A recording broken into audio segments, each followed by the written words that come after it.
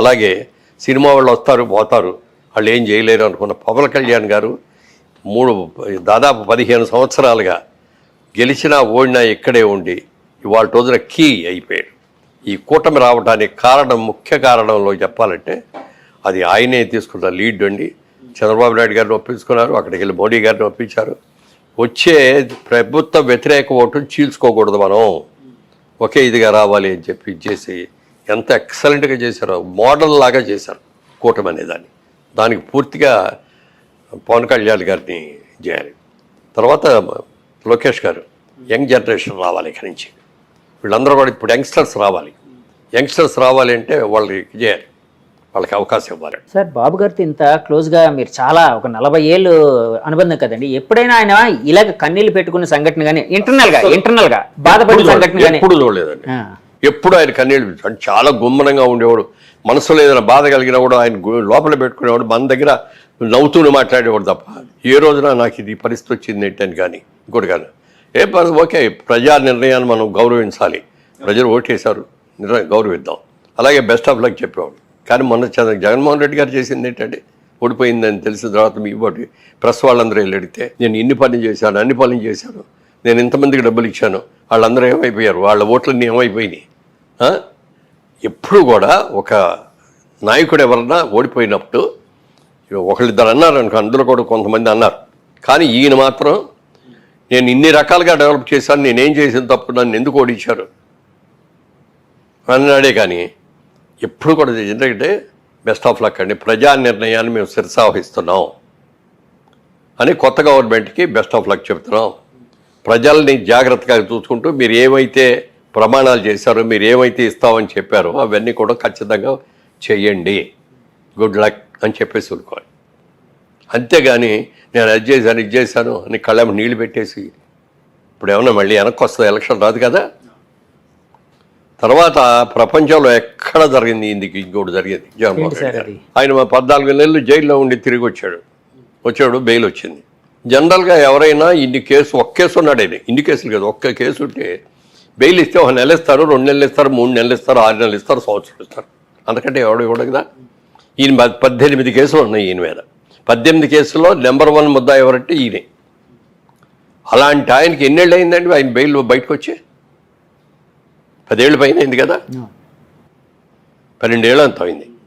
ఇన్ని రోజులు అసలు బెయిల్ ఎవడిస్తాడండి?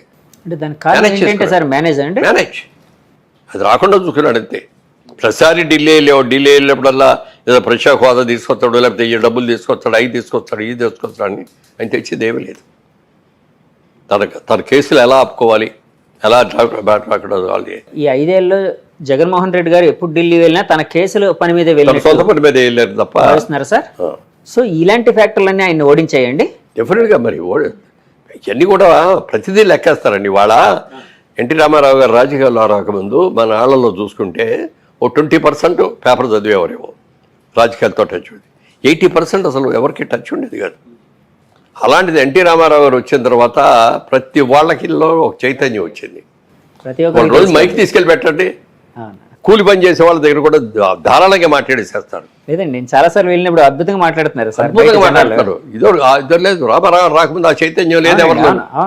రాజకీయ చైతన్యం తీసుకొచ్చింది ప్రజల్లో, ముఖ్యంగా పేదవాళ్లలో ఎన్టీ రామారావు. ఆయన ఎంత నిజాయితీగా ఉన్నాడో అంత మించిన నిజాయితీతో చంద్రబాబు నాయుడు గారు కూడా ఉన్నారు. నందమూరి వారి కుటుంబం మీద కానీ, నందమూరి వారి పిల్లల్లో ఇప్పుడు బాలకృష్ణ గారిలో కానీ, చంద్రబాబు నాయుడులో కానీ ఏ రోజున ఏదైనా ఒక్క అవినీతి కేసు ఉందో ఒక్కడన్నా? గాలికి వెళ్ళే వాళ్ళు కేసులు పెట్టవచ్చు, నా మీద కూడా పెట్టవచ్చు. నాకు ఇంతవరకు నా మీద ఎప్పుడు ఏ విధమైన కేసులు లేవు. నీతిగా ఉన్నాం కాబట్టి, ఇన్నేళ్ళు బట్టి ఉన్నాం. రియల్ ఎస్టేట్లో ఉండి ఏమీ లేదు. ఇన్కమ్ ట్యాక్స్ డిపార్ట్మెంట్లో ఏ రోజున మాకు ఇది రాదు. అన్నీ కూడా పర్ఫెక్ట్గా కట్టేస్తాం మేము. అందుకని మేము మా మీదకి రావు. మరి అలాంటి ఆయన అన్ని కేసులు ఉన్న ఆయన ఇన్నేళ్ళు ఎలా ఉండగలిగాడండి? ఎలా మేనేజ్ చేశాడండి?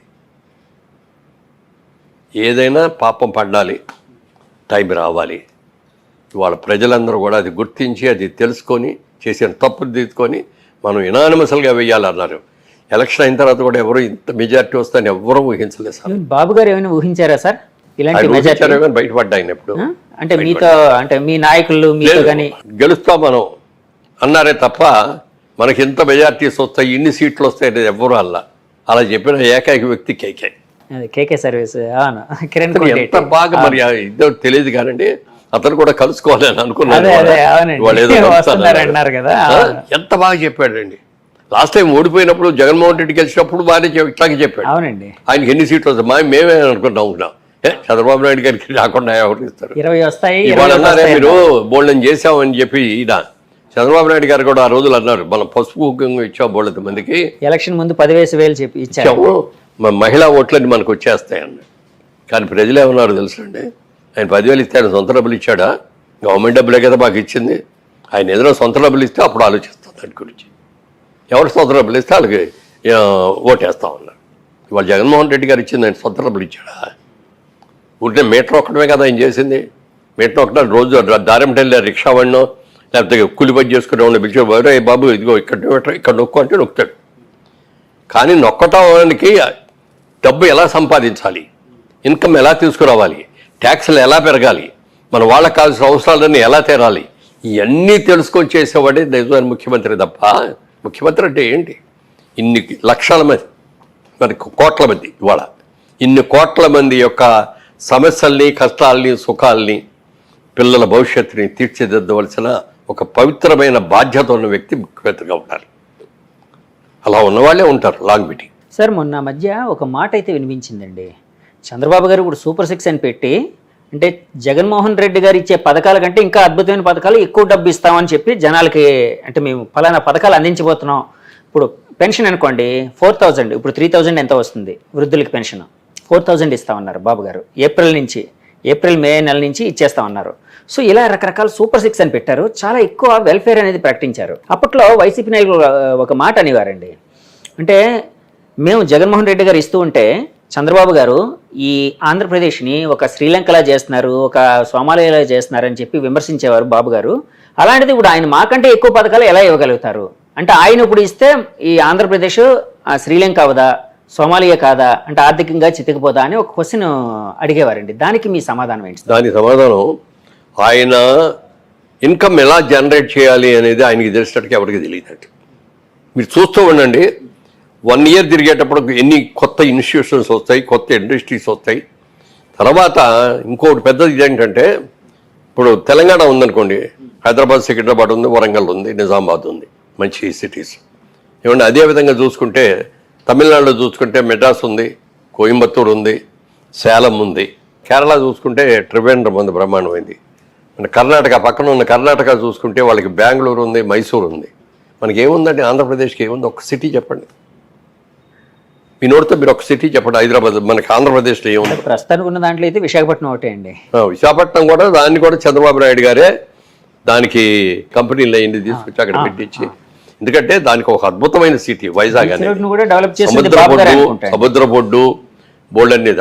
ఆయనకి దాని మీద ఎన్ని ప్లాన్స్ ఉన్నాయో చెప్పడానికి లేదు. ఈ Visakhapatnam lot of pharmaceutical industries ఇప్పుడు బాగా ఉన్నాయి.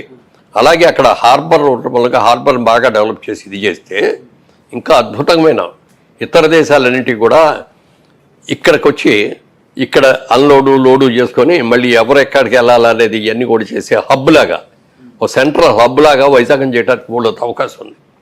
ఎంతమంది లేబర్కి ఉద్యోగాలు వస్తాయో చెప్పడానికి లేదు. అవన్నీ చాలా ఉన్నాయి. వైజాగ్ని చేస్తాం. వైజాగ్ ఓకే ఒకటి, విజయవాడ సిటీయా బిజినెస్ సిటీ అంతే, ఏమి కాదు. గుంటూరు పంటలు, మిర్చిను పొగాకు ఆడితే అది. తెనాలి ఇంకా తక్కువ. మంగళగిరిలో ఏమీ లేవు. వీటన్నిటి కలిపి అమరావతిని క్యాపిటల్ చేసుకొని ఇదంతా కలిపి ఒక సిటీ చేయాలి. ఇది ఒక అద్భుతమైన సిటీ చేసి దీనికి కావాల్సిన వనరులన్నీ చేయాలి. బయట వాళ్ళ నుంచి, బయట దేశాల నుంచి, అతర రాష్ట్రాల నుంచి, మనకి తమిళనాడు నుంచి వస్తాయి లారీలు, బోల్డ్ వస్తాయి. ఈ లారీలన్నీ కూడా విజయవాడలోంచి వెళ్ళాలి. అలా కాకుండా మంగళగిరి దగ్గర నుంచి అవుటర్ రింగ్ రోడ్ ప్లాన్ చేశాడు.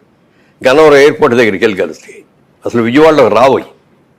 అలాగే హైదరాబాద్ అయినా ఉంటే మంగళగిరి వచ్చిన తర్వాత ఇటు నందిగామ దగ్గరికి తీసుకొచ్చి ఓవర్ బ్రిడ్జిల మీద అక్కడి నుంచి హైదరాబాద్ వచ్చేటట్టు. కలకత్తా వెళ్ళాల్సి అయినా ఉంటే నందిగామ దగ్గర, కంచికిచర్ల దగ్గర బ్రిడ్జి మొదలుపెట్టి డైవర్స్ రింగ్ రోడ్ లాగా చేసి గన్నవరం ఎయిర్పోర్ట్ దగ్గర దాటిన తర్వాత కలపాలి. ఇవన్నీ కూడా పెట్టేస్తే ఏముందంటే సిటీలో ట్రాఫిక్ తగ్గుద్ది. అవునండి. ఈ కమర్షియల్ లారీస్ అన్నీ కూడా రావు. ఓన్లీ ఇంటర్నల్గా ఉండే కార్లు, ఇంటర్నల్గా ఉండే బస్సులే ఉంటాయి. ఇది దాంతో ఏదంటే మనకి ఇది కూడా బాగుంటుంది, వాతావరణం బాగుంటుంది, పొల్యూషన్ తక్కువ ఉంటుంది, ప్రమాణం. ఇవన్నీ ప్లాన్ చేశాడు ఆయన. తర్వాత మనకి పక్కనే కృష్ణా నది ఉండటం అనేది పెద్ద సెట్ అమరావతికి. మనకి ఏ స్టేట్స్కి అంత ఇది లేదు. ఇప్పుడు తమిళనాడులో చెన్నై ఉందంటే పక్కన సముద్రం ఉంది, కానీ సముద్రం వేరు, రివర్ వేరు. సముద్ర వాటర్ని మనం పెద్దగా ఏం ఉపయోగించుకోలేము. అంటే ఫిషింగ్ బిజినెస్లో అవి వస్తాయి, కానీ తాగునీటి అవసరాలకు పనికిరాదు. అలాగే పంటలకు కూడా పనికిరాదు. అదే మీరు ఇప్పుడు కృష్ణా నది బ్యారేజ్ ఉంది కదా, ఇంకో బ్యారేజ్ కడదామని ప్లాన్ చేశారు. ప్లాన్ చేశారు. ఆ బ్యారేజీ ఈ బ్యారేజీ మధ్యలో వాటర్ స్టోర్ చేసి వీటిలన్నిటి కూడా కాలువల ద్వారా అమరావతి చుట్టూ లోపల ఎక్కడ కాలువలు పెట్టి సాటిపోయింది. మళ్ళీ అందమైన ఐకాన్ బ్రిడ్జెస్, మన ఇటలీ లాగా, Rome water city, water city. అవును.